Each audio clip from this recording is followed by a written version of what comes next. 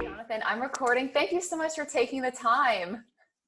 Thanks for having me. It's been a while since we've been on the same interview together, so it's nice to be back. I know, and you know what? Our viewers really miss you, so they're going to be super surprised about this. Speaking about surprises, there's been a lot of surprises, not just with the coronavirus, but now oil going negative. Jonathan, how do you make of that? Yeah, it's such a surprising thing, and I think yesterday it clearly had a an impact on the markets as we continued through the day, and that carried overnight here.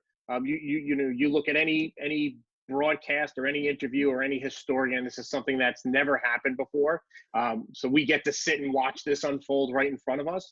But clearly, this just goes back to basic supply and demand economics 101, and the way our markets, can absorb this volume of oil, and what the outlook is moving forward is clearly having a tremendous impact there. And then you think about all these corporations that are huge oil users for their factories and planes and cruise ships and all these things that are sitting dormant and not doing anything at this time. It's just the use for oil has dropped dramatically. And the only good news that's there is that we'll see it in the pumps at some point. And we're starting to see it already. I have a buddy of mine whose son is down in New Orleans, and he sent me a picture of the 99-cent gasoline, down there. So we'll start seeing that soon up here in the Northeast. It's true, but at the same time, who cares? Where are we going? That's the other thing. You can go fill up your gas tank with the highest grade fuel that's out there and get a great price, and it'll probably last you, a couple of weeks at this point. So are you looking at oil names as a buy right now? Not just yet. It just seems like there's so much, it's not even uncertainty. I mean, we see what's going on. It's just a question of what are the future month contracts? How are they going to react? We're starting to see a pullback there. We saw, more of a pullback in the oil services today than we did yesterday. And I think that's just overall market sitting on top of that. So with this, wild volatility and pricing that we're seeing right now, I don't know if that area is one to jump into at this point. I think, we've got a little bit more room to work there. And certainly at some point we're going to continue, we're going to hear from, some of the larger producers who are out there. We're going to hear from OPEC. We're going to hear from, large countries that are producers. So I think, from that aspect, it's an area that is certainly interesting, and certainly one that has, that buy on the dip mentality. But I think you still have to wait a little while longer to get some more information out of there.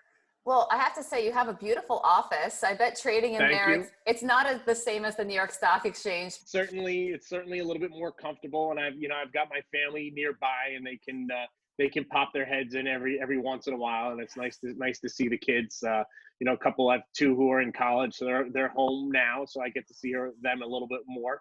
But yeah, the big difference from trading on the floor and trading up here, I feel, a kind of a disconnect, right? I mean, my whole trading career, I've been in that room and I've seen the sights and the lights and the sounds, and you just get a different feeling when you're in that room, and when you're trading things, or even if you're not trading things, the whole atmosphere changes in that room when something's occurring.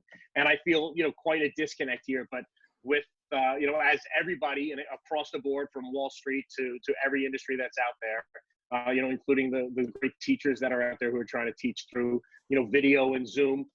We've learned to, connect to our employees different ways that we've never had to before in the past. We've learned to connect with our clients in different ways. So in one respect, this has become a learning experience for us, that, our trading in that area there, yes, it's very important on the floor of the New York Stock Exchange, and the volume and the liquidity that brokers bring there is important.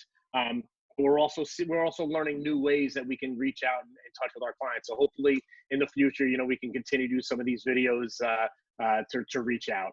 Oh, you have my word. We absolutely will, because I know that there might not be demand for oil, but there's absolutely demand for a Vaz and Corpina interview, especially getting your feedback. It's great to have you on. It's good. Listen, we always have great conversations, and I've had a lot more time to be more active on Twitter now, as opposed to the normal trading day. I don't have that availability or that time to do it. So I definitely been getting a lot of really interesting questions from your viewers and your followers, and who, some who are a little bit more sophisticated, and others who are just beginning. And on either ends of the spectrum, I love to talk about the markets. I love to talk about the mechanisms. I love to talk about, why things are occurring and what my insight might be. So it's definitely been refreshing for me, being home all this time now, to have that ability to have that interaction with, the Twitter sphere that I normally don't. Do you see any companies that people aren't necessarily talking about, like a Zoom, that can ultimately benefit from this? We've been using Zoom a lot for work. We've also been using Slack to have great group chats and providing information. By operational point of view, it seems like these products that are out there that really people didn't feel like they needed or wanted to interact with are now being forced into doing so.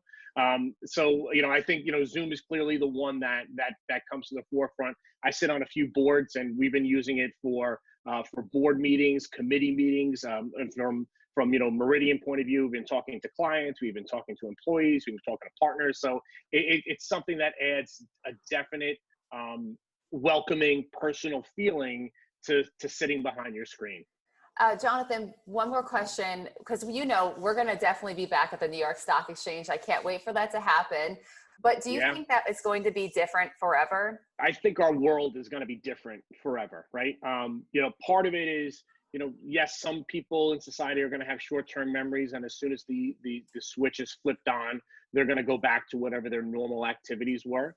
But I think this has been a very interesting learning lesson for us. And I'll compare it to 2008, 2009. That was a very expensive learning lesson for a lot of people as far as budgeting and signing up for loans and mortgages that you're not normally qualified for. And I think something like this is going to change the way people interact with each other. And we'll even talk about this, right? Working from home, which was somewhat of a taboo thing in my generation of work and growing in the business, is going to be much more pedestrian moving forward. We're going to see architects and lawyers and doctors who are going to do just virtual visits from their home office. This is going to be very, very common moving forward. So I think that's going to change. From a trading aspect and point of view, I think once we get back to the NYSE, we'll probably have a little bit of a scaled a rollout as far as how many people can come back on the floor and how many can be in attendance at once.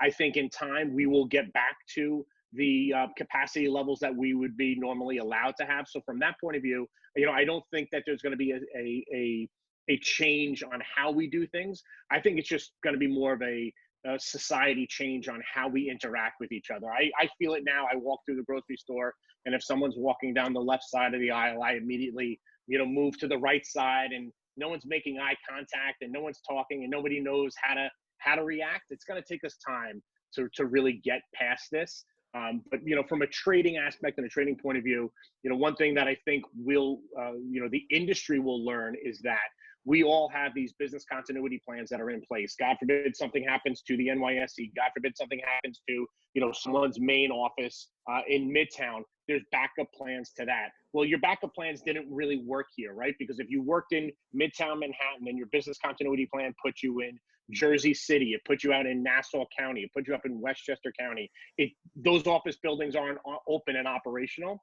So I think people are going to really have to look at their business continuity plans. And one thing that we did learn was that how easy it was to physically take your computer from the floor of the New York Stock Exchange and take it over here and plug it in, and I'm able to interact with all my clients. Clearly, we are not trading the same way that we used to, and we don't have the same access to the markets as we used to, and our clients are certainly feeling that impact.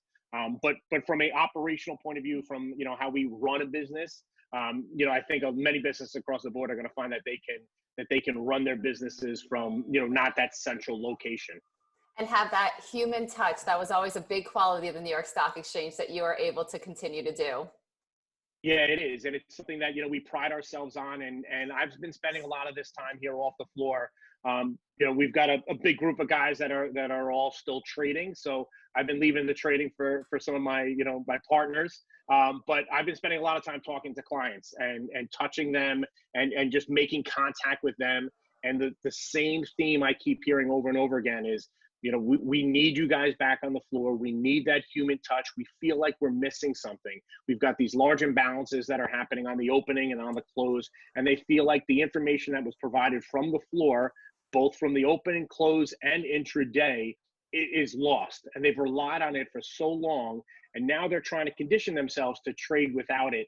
And they're getting by, but they also know that they're missing a piece of the puzzle. They're missing a piece of the story that's out there. So this the normal theme that I keep getting back from our clients is that they want us back there. They know the value added, and value added at the end of the day trickles down to the end investor. The end investor is the 401k plan participant, the teacher, the fireman, the policeman. So those are the people that when you talk about executions and how they trickle back to the investor, those are the ones that might be feeling the pain right now, but might not know it. I'm glad that you mentioned those market on close orders. That's something I've been following, and I'm so glad that you post those. So for any new viewers or any viewers that are watching right now, make sure to follow Jonathan Corpina's Twitter. We're going to tag him here, and he does have some awesome tweets throughout the day. And it's so nice that you can finally, pay a little more attention to Twitter too, so we can get that quality content. Yeah, it's good stuff that, just information that, I relay from the NYSE. Some people find it helpful. Some people don't understand what it is and they ask the right question. So, I'm happy to provide that data while we're off the floor, because it's stuff that we can provide when we're on the floor. So why not do it now? You found a way to do it. We really appreciate it, Jonathan. And we hope to see you on another Zoom interview soon. Yes, a few more Zoom interviews, and then hopefully we'll be live face-to-face down on the floor. I can't wait for that. Well, thank you so much. Stay healthy and well, and we'll talk to you soon. Thanks, Jonathan. You too, Liv. All the best to you guys.